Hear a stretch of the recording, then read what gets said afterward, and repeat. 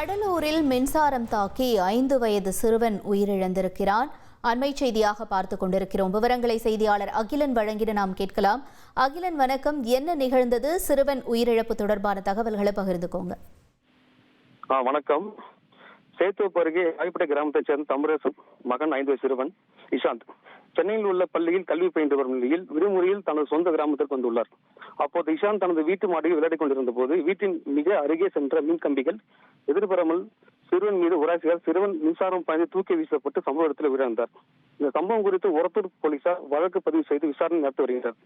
ஆய்பட்டை கிராமத்தில் குடியிருப்புகளுக்கு அருகில் செல்லும் மின் கம்பிகள் மிகவும் தாழ்வாக செல்வதால் மின்வாரிய அதிகாரிகள் தாழ்வாக செல்லும் மின் கம்பிகளை அகற்ற யாருக்கும் அச்சுறுத்தல் இல்லாமல் நடவடிக்கை எடுக்க வேண்டும் என பலமுறை கோரிக்கை வைத்த நிலையில் இதனை மின்வரத்துறை அலட்சியப்படுத்தியதால் வந்த விளைவுதான் சிறுவனின் உயிரிழப்பு என வேதனையோடு கிராம மக்கள் தெரிவித்தனர்.